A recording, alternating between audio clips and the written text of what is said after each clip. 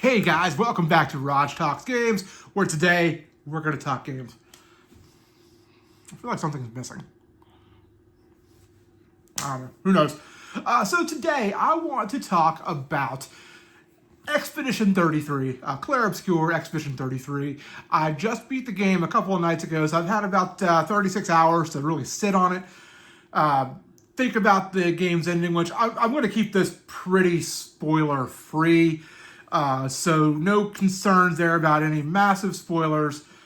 So first of all, guys, this for me so far, this is my front runner for Game of the Year 2025. I really enjoyed Clair Obscur Expedition 33. It reminded me a lot of a few different games. You know, I already mentioned before, like I made a little comparison to Dark Souls with Expedition 33 simply because, you know, you've got that reliance on parrying, on dodging, to really help you get to the battles. Like if you're playing on anything other than easy, you can't take a lot of hits because you will go down. You really got to master the dodge, master the parry. I played on easy. I am not gonna sugarcoat it, just because I wanted to play for the story, and I did struggle with dodging occasionally. I definitely struggle with parries, with the exception of the gradient parry system. So one of the mechanics the game introduces, I would say a little over halfway through, is called the gradient parry, where your enemy will go for like a really strong attack, and there'll be a little brief glimpse of time of like a few seconds where time slows down during an attack animation, and you have to hit the appropriate trigger, which I played on PlayStation 2. That trigger was the R2 button. And when you hit that at the right time, you do what's called a gradient parry, which was basically, you dodge the attack and land a pretty strong attack of your own. I thought that was a cool system that you don't really see a lot of in a turn-based RPG, where you're basically triggering a counterattack to certain attacks, but you have to master the skill to do it. It just doesn't happen. So I thought that was really cool. The dodging and parrying itself, I did like how I could set my character's skills up to where I could gain AP from hitting a perfect dodge or from hitting a parry at the right time. So that really would help me when it comes down to building up my AP to be able to pull off certain skills. So like battle system to me, like that was really good. It also had like the Souls comparison and the fact that, the Souls games, you have your campfire. If you rest at the campfire, it refills your healing items, and it also refills your health. But at the same time, that is going to respawn the enemies. In Expedition 33, there is a flag system. You find an expedition flag, you can rest, it will refill your healing items, it will refill your health, just like a Souls game, and also like a Souls game, it's going to respawn the enemies. However, unlike in a Souls game, I feel like the grinding is a little more beneficial in Expedition 33. I was probably about halfway through the game, I would say, and I was in I'd say it was actually more than halfway through. I was in an area where there was a nice loop you could go through, which featured a lot of flying enemies. And in this game, if you get to a flying enemy, they go down a lot quickly if you're using your long distance attacks, your gunshots, or whatever gunshot type weapon that you're using. The name of that isn't really coming to me right now. But the cool thing with that is, like, every time you fire a shot, it takes one AP. So I had Mael set up, which, I relied on Mael a lot during my playthrough of Expedition 33. I definitely built her to be my powerhouse. At that point of the game, I had it set to where she would start every battle in Virtuose mode. And she started every battle with, 6 AP or so. But upon killing an enemy, she would gain 3 AP. So I would go into these battles. I had the first attack skill set on her, so she would always go first in a battle, no matter what. And of course, you can use as much AP as you want when you're firing your shots on any given turn. If you have 7 AP, you can fire 7 shots. So I would trigger these fights with these flying enemies, and I would defeat them. It'd take me 10 seconds to defeat 3 of them in a battle. And in doing that, I would get about 50,000 experience. So that actually, I got to that area. I felt a little underleveled when I got there. I would say I was around 28 or 29. I think most people kind of tackle that area in their 30s. I actually leveled up to like 45 by the time I really stopped the grind and finished the area and went and fought the boss. Was that a little overkill? Yeah, because the boss in that area was, I wouldn't want to say it's a pushover, but it was, wasn't difficult. And then when I went to the following area, I had no issues. Like, I just went right through it. But, one of the ways I like to play RPGs is I really like to play an RPG where I can grind, get myself overpowered, and then steamroll. In fact, some of my favorite RPGs are games that you can actually do that in. And that's one knock I have. Like, everybody loves the Legend of Heroes Trails of series. And I'm one of them. Like, those games are great. But those games do not allow you to power level and really get overpowered to face your enemies. Like, there's a certain point where it's like, okay, we're going to hold our horses here. You're not going to get much experience in these battles because we still want you to have a challenge. But, some of my fondest RPG memories, like Final Fantasy VIII, early on in the game, just absolutely breaking the game by building your skills properly and making yourself super powered. Grandia was one of the games that I really enjoyed doing that in. Of course, this video is not about Grandia, but that game has one of the better battle systems. In fact, the whole series does. And you can get overpowered.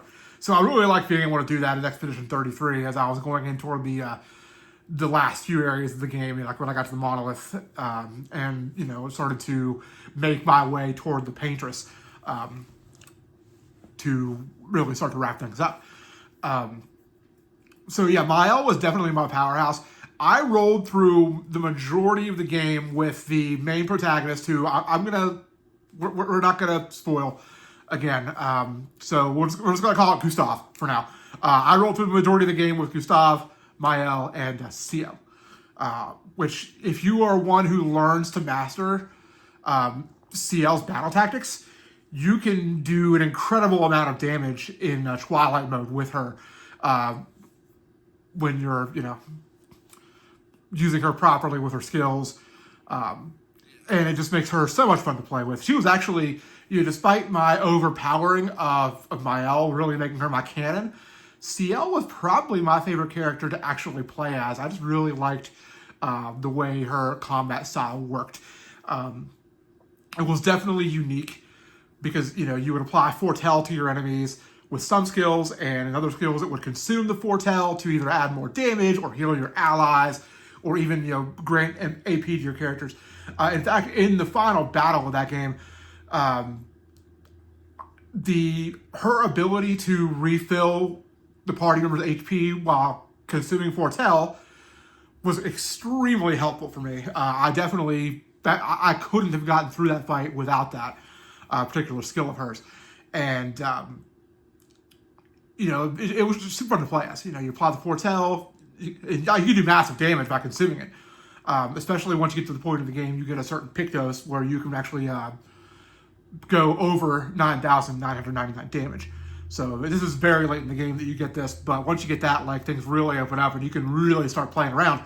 At that point, she wasn't doing as much damage as Mael because, mind you, I would get Mael in her Virtuose stance and then unleash the Stenhal ability, which, when I would use that at Virtuose stance, would typically do 70 to 85,000 damage to an enemy. So that was a major part of my endgame strategy, was using that set of skills and building up her AP.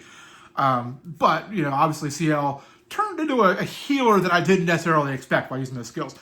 I didn't use Lune much. I thought she was a rather weak character, and I gotta be honest, Monaco, I used him maybe once or twice during his tutorial battles, and then there's a section in the game a little later where you're forced to split up your party and use both parties as you're progressing through the area. So at that point, you have to use him a little bit. He's your typical Blue Mage style character. You learn enemy skills. I understand that you can really get him pretty powerful by gaining those enemy skills, but I was so set on my main party of the main protagonist of Mael and Ciel that I just didn't really want to take the time to build him up to gain those abilities. So I didn't. Now there were times in the game where my party would get wiped out, my main party, and if your main party dies in a battle, you have the option to bring in the 2 reserve members immediately, and it'll be called Expedition 33's, or the last stand of Expedition 33, and those 2 will come in, and you can attempt to finish off the battle that way. In fact, I got through a pretty pivotal boss battle in the game by bringing those two in. Like the boss was almost dead, and it hit a big move, wiped my entire party, and I had to have Lune and Monaco come in and finish the job for me, which I was a little concerned because they weren't my damage dealers, but they got me through. So, the game's fantastic gameplay-wise. It reminded me of Legend of Dragoon also in the battle system because of the, I don't really want to call them the QTE events, but, there were timed button presses where the button prompt would come on the screen. And if you hit the button at the right time with the prompt, you could do it either for like a standard damage or you could hit a perfect prompt and do extra damage. Very much like the Legend of Dragoon on the PlayStation. So it did kind of hit me with a little bit of that. So that was a cool little extra there. As far as the story is concerned, guys, this is like a 9, maybe 10 out of 10 story. Like, I got so emotionally invested in the characters of this game and in what's going on and like wanting to save the world and wanting to, stop the paintress and all of her antics that, it kind of hit you with twists and turns the whole way through. And, you feel so invested in that story. And it's, again, like, I'm not going to spoil the story here, but, this is a must-play game if for no other reason than this story. So, overall, like I said, this was my game of the year so far. If you're sitting back and you haven't played this yet and you're wondering, well, is this hype really, is it really worth it? The answer is yes. The hype is absolutely there. And the hype is absolutely warranted. This game really is that good if you are a JRPG fan. Now, if you're not into like the turn-based style combat, I don't know. This is going to be the game that changes your mind. Maybe if you're a fan of like Dark Souls, but you're not the biggest in the turn-based combat, you can kind of get a little like bridging the gap there with like the dodge and parry system to where it might appeal to you some, but this is not going to be the game that's going to change your mind. And that's not to short the game for its quality, because I'm certainly not doing that, but it, definitely like if you're a fan of the genre, you're going to love it. So, overall, I really, really enjoyed my time with Clair Obscur Expedition 33. I'd say I don't have an exact count offhand of how long until we beat the game. I would say I probably knocked it out between 20 and 25 hours, somewhere in that range. In fact, I think, now that I think about it, I think I did see an hour count on my PlayStation when I was looking through my trophies. I think it was about 22 hours. Roughly is what I ended up spending on Clair Obscur Expedition 33. So, if you haven't gotten the game yet and you're interested, go pick a copy of the game. This game is selling gangbusters, which is awesome because this is the studio's first game. Like, they've never made a video game before, which is unbelievable to release something of this high of quality. And I know you've got the people in Japan who are like, oh, this is just a cheap Final Fantasy ripoff. We don't, this is garbage. No, this is not a cheap Final Fantasy ripoff, guys. This game's the real deal. So definitely get yourself a copy, play that game. If you don't have an extra $50 lying around to buy the game or to go get a physical copy at your GameStop, it's also on Xbox Game Pass, so you can play it on Game Pass without subscription. So definitely do so. And until next time, guys, we'll see ya.